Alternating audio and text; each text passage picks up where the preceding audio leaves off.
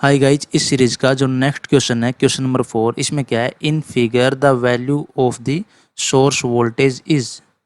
तो यहाँ पर जो सोर्स वोल्टेज है जिसको कैपिटल ई से रिप्रेजेंट किया है, इसकी वैल्यू हमें फाइंड आउट करनी है। ठीक है, तो यहाँ पर जो डायग्राम है, सर्किट है, इसको ध्यान से देखिए।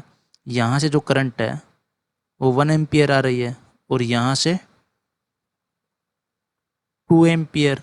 तो अगर हम इस ब्रांच में करंट फाइंड आउट करें तो इस जंक्शन के ऊपर हम क्या अप्लाई करेंगे, केसीएल। तो यहाँ पर कितनी करंट आएगी, 3 एम्पियर। ठीक है, अब मान लीजिए इस नोड को या फिर इस जंक्शन को हमने ग्राउंड मान लिया। ठीक है, तो यहाँ का वोल्टेज हम फाइंड आउट कर सकते हैं। मान लेते हैं क्या है, वी। तो V minus 0 equals to I into R, 3 into 6 कितना आ गया, 18 वोल्ट। देखिए, मैं ये एज्यूम कर रहा हूँ कि जो हमने सर्किट थ्योरी के जो लेक्चर्स अपलोड किए हैं उनको आपने देख लिया होगा। ठीक है, तो यहाँ पर जो वोल्टेज है इस पॉइंट पर, यहाँ पर कितना आ गया, 18 वोल्ट। तो अब देखिए, अब तो सिंपल है। यहाँ पर हम क्या अप्लाई करेंगे, कुछ ऐसा सर्किट बन गया।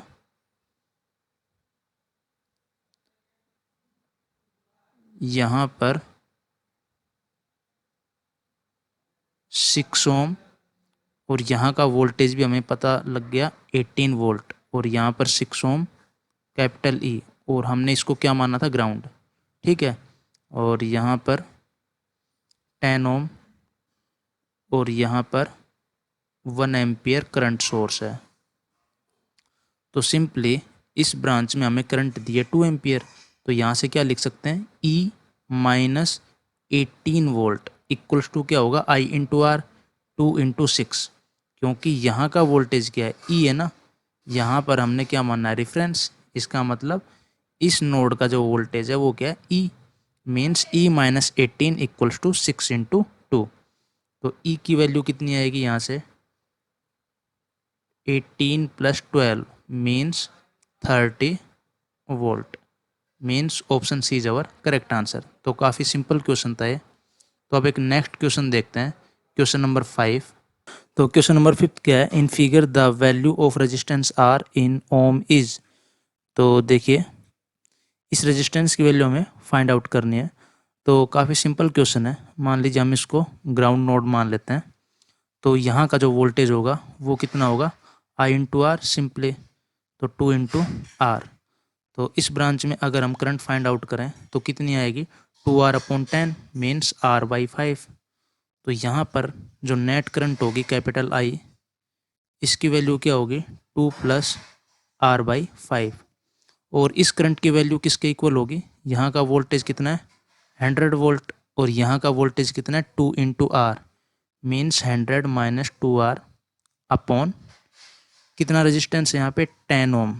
तो यहाँ से 10 से मल्टीप्लाई कर देते हैं, 20 plus 2R equals to 100 minus 2R। This implies 4R equals to 80, R equals to 20 ohm. तो काफ़ी सिंपल क्वेश्चन था। ठीक है, तो इसका option B is our correct answer. मतलब इसको सोचने का तरीका सिंपल सा था कि अगर हमें किसी रेजिस्टेंस के थ्रू करंट की वैल्यू पता हो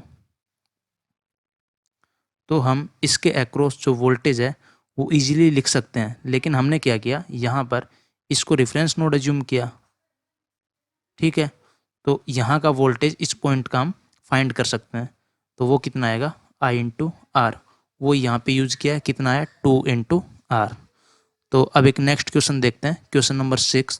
क्वेश्चन नंबर 6 में क्या है, in the figure given below the value of resistance. तो देखिए, ये भी सेम टाइप का क्वेश्चन है।